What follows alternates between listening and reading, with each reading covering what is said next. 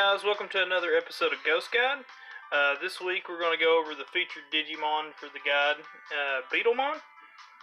We got a couple things for him that's pretty special, pretty hard to get on him, and I was wanting to show you some of the different things and some of the ways you can make your Beetlemon into actual premier tank for 15 potential Digimon. As you can see, the team that I currently got up here isn't the team that I usually use. This is actually a secondary team that I'm working on for the cross-server arena, and Beetlemon's actually going to be a part of that. And since I've actually went through and got some of the stuff unlocked for him that you need to make him a really strong Digimon, it's about time that we start trying to implement him into a team. So first, let's go ahead and go over the Beetlemon a little bit. Let's go over some of his stats and abilities and all that. As you can see, I have his fates completely unlocked. This is actually really awesome because he's actually pretty hard to get everything for. In the form of the Digimon fates that you need for him, he honestly is the hardest Digimon for his fates. So if you have him, you're sitting in a pretty nice spot for his fates.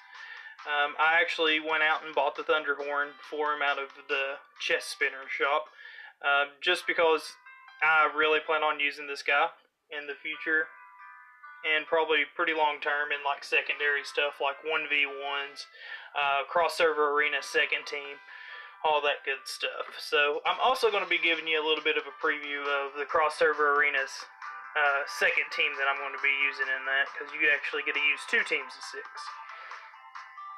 We can go over some of his abilities a little bit.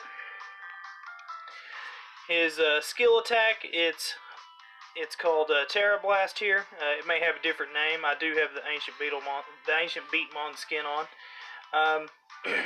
Lifts the front of the ground 2 huge pliers and deals a percentage amount of damage and a flat amount of damage to a single target. This ability actually increases his block percent by 30% for 2 rounds. So that's very good for a tank. We have this Calamity Thunder here. He controls a giant electric wave. He's going to deal a percentage amount of damage and a flat amount of damage on this too. It's also going to increase his defense by 60% and 25% damage immune rate. This will last for 2 rounds. Since we have the Awakened Weapon on him, it's actually going to attach a 15% stun chance to him as well. So he's going to have a little control rate now, which is really good for him. All these abilities sound really good.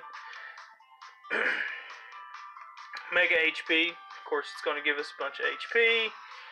Thunder Fighter, in battle he increases defense by 3.05% for all of his allies. This of course goes up with level. I have it on right now, we'll have it at this. You may have more, you may have less depending on the level. All Digimon have the amp damage and damage reduction, so we're not really even going to go through with those. So, one thing about Beetlemon, a lot of people say that he can be as tanky as a 15.5 potential named Galgamon. I honestly have started working on him and everything, and I actually think it's true. He just has to have a lot of work to go into him. One of the primary things that you have to fix is the Courage Battle Soul. Courage Battle Soul is absolutely fantastic. But the downfall to Courage Battle Soul is you have no extra ways to gain Fury after you use it. Its big boon is being able to actually use this ability on the first turn. And while it's really good for Beetlemon being under the effects of his ult from turn 1, and if you have a faster speed before the opponent can even attack you, it actually hurts him in the long run because he has no way to rebuild Fury afterwards. So when it gets around to time for his ult to run out, he may not be able to chain ults and cast another one. So we're going to be working a little bit on getting his Fury recovery back up to par to that of a Digimon with Light Battle Soul that's going to be taking hits and gaining all this extra Fury. And I'm going to show you some of the ways that we're going to be doing that. That's it for all of his stuff here. I actually have an example set up for you because I have not purchased the relics out of the relic store, so we're going to be doing a little bit of stuff on that. Okay, with Beetlemon now, we talked about the Courage Battle Soul. I want to go into a little practice game here and let you guys just see how pathetic his Fury game is on it. We'll just go into a friend list here. We'll find one of our guildmates to try it out on, just to keep it kind of fun. Let's see. Let's go here and fight. So I want you to pay attention during this video. Just look really close to his amount of fury that he's going to be gaining after he gets hit. It's a very small amount, and I'm going to do something in the relic stores. I'm going to unlock both of his relics today and see if we can see any kind of big difference between the amount of fury he's going to be getting back from being hit here compared to if he had the relics or not. We're just going to be working on a lot of ways to fix the element of his fury recovery, which is what really puts him off the map for a lot of people. He's actually an extremely hard Digimon to get everything for. Between the weapon being in the spinner shop, his skin cost me around 2,000 diamonds.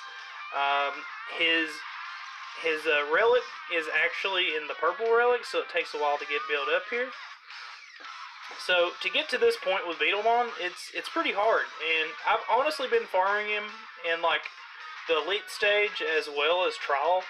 The digital trial, and I've still only got him a little over halfway through 5 stars, so there's not a lot of give on getting charged with this guy. I've never seen a daily recharge event for him. I've never seen him have a badge event, and it's just really hard to build him up, and a lot of people argue by the time you do get him built up, he becomes irrelevant, which I honestly don't think it's true, because he is a really strong wall, and when you have a really strong wall, it's really what they're there for, is just to hold out and make sure you survive. So, as we can see some of the hits he's getting here, he's getting a very little amount of fury up here. He may not be able to do his ult before the next assault. Yeah, he's not going to be able to do his ult. So see, this is one of the big weaknesses to him. Where he gains so little fury, he's not actually going to have that secondary ult. And now if anybody starts tearing into him, look at his health bar, it just gets melted quite a bit. Well, we're going to go over this team a little bit too as a bonus, just to show you a little bit of things that we can do to fix the ailment that is his fury. We're going to go ahead and just skip to the end of this battle.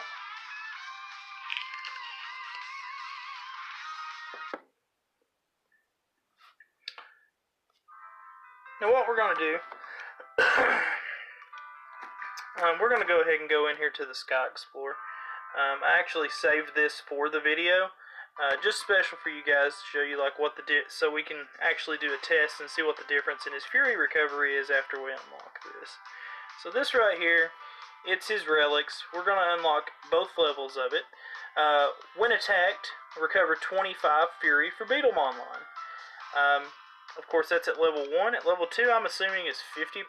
So we're going to go ahead and level this up right now. Alright.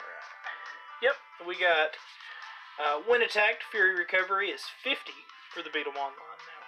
So now that we have this extra fury recovery on Beetlemon, we're going to go test him out again in battle. See if that's going to help his fury a little bit. But I'm going to go ahead and show you some more things that I'm doing to help his fury out while we're out here. This is the Digimon I've decided to do a pair with on Beetlemon. The reason for the pairing is Randomon is a very, very good support defense type Digimon. While she's not the tankiest in the world, she provides a lot of really good control with her AoE fury reduction that she does. She provides first turn damage immunity for defense type Digimon as long as you have another defense type Digimon on the team with her. And then right here's where it gets to where we're going to try and combo her with Beetlemon and see how well that works. In battle, she increases her self-inflict rate. If 2 or more defense ally Digimon are in battle, increase damage immune rate by 10% and 10% fury recovery speed for defense Digimon, and increase 30% damage immune rate and 30% fury recovery speed in the first round. what we're going to do, we're going to actually pair her with Beetlemon. Now, it could be a double-edged sword on your first turn. With the Courage Battle Soul, it guarantees that he's going to immediately start gaining Fury back quicker if he gets to go first and has a completely empty bar. If you go second in a battle, it means you're actually going to be not gaining any kind of Fury. You've already got your ult bar full. So it can kind of be a double-edged sword, but it's always going to be effective throughout the game to help you get more Fury back on him. So this is one of the things that we're going to do to have some synergy and get some pairing to try and help get the Fury element of Beetlemon under control. Now, we've purchased the relics now.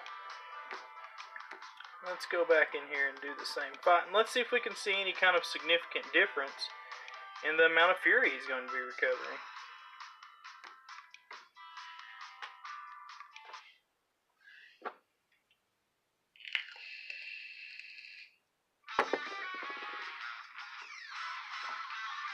Alright, he's going to go ahead and hit this ult on first turn, get a good paralysis there, so it's good to have control. One of the things I'm trying to do for this team, I'm trying to make it pretty balanced for the cross-server arena, because a lot of times you're going to be fighting stronger teams and stuff. And I just want to make it as annoying and durable as possible to just try and annoy the crap out of the stronger teams. I got a good amount of heals on the team, got some good walling defense, got some good Fury reduction, stat stealing, stuff like that, just to try and annoy them, make them have to do a little bit of work.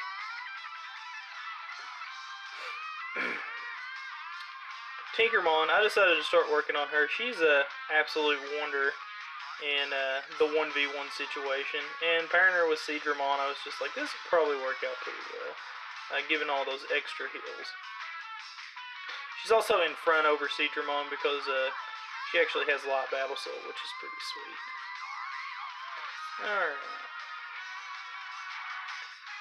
Alright guys, so we still got the Beetlemon under effective ult. He got hit with a Fury reduction. I'm honestly seeing a major increase in the amount of Fury he's gaining back. It used to kind of just slowly trickle in before we got the relics. Now it looks like when he gets hit, he's actually getting a pretty decent chunk back. While the relic does help it, I've tested it with some more 15 potential Light Battle Souls. Like, the 50 Fury is nowhere near as high as a lot of the other Battle Souls for Light will take you at all. I think even Kazimon has a higher amount of Fury that she's gaining back for being hit. But, I mean, if we gained a ton of Fury back for being hit, as well as had Courage Battle Soul, he would be a little bit more broken. It seems like he's changing his ults well, though. Even with the Fury reduction that he got from Greymon, it looked like he got back to being able to ult and be under the effect of all of his defenses in a reasonable amount of time. Now let's see how we're going to do here on this turn.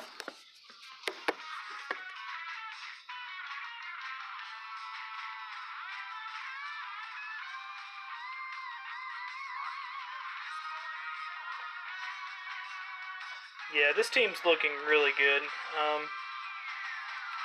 Another note on the cross-server arena, on your weaker team, you want to try and put a lot of Courage Battle Souls on your team. Because when they run into the bigger team, you just kind of want to dump everything you have on them from the first turn. By doing that, you're actually going to be able to get a good chunk out of their health, maybe weaken them up for your second team if it comes out. If not, you're going to at least be able to maybe clean up a bigger team before they actually get in function and start dropping ults on you. It's just, you got to have a little bit more strategy in your second team for the cross-server arena. And I've been having a lot of issues out of the team I was running, so I'm actually putting a little work into it to maintain my rank of legend on there. Alright guys, overall, I think Beetlemon's actually a pretty strong defense type Digimon. I think he could actually compete with Galgamon. He just actually needs a lot of support and a lot of work to get to that point. You don't have a daily event to get his shards outside of one elite stage, and then on the digital training where you do the trial to get the trial points and you get Beetlemon shards from there, you might get one once every 2 to 3 days. So he's really hard to build up. I think he's worth it once you get him built up. It's just a matter of taking the time to actually put the effort into him, because he is one of the harder Digimon to build. Getting the skin is really great with the damage reduction and the block quality. So that's another good item to go ahead and get on him if you can, and you want to build and have a serious competitive Beetlemon on your team. But overall, he's a really great Digimon. I think he's going to be really great on the team, and you'll probably be getting quite a few battle videos out of me with him throughout the week. Since we finally got him back up to being able to be used, I'm actually going to have a lot of fun with him. That's it for the video, guys. I appreciate you listening to me ramble on a little bit about this. We got a new editor doing some editing for our videos, so we're actually going to be cranking out videos a little bit faster than usual. And I appreciate you guys watching the video. Like, subscribe, share. If you guys have any suggestions, our email's in the link below. If you guys want to make any kind of donations, we also have a PayPal email down there in the link below. And just feel free to come back and check our videos out. Thanks, guys. Bye.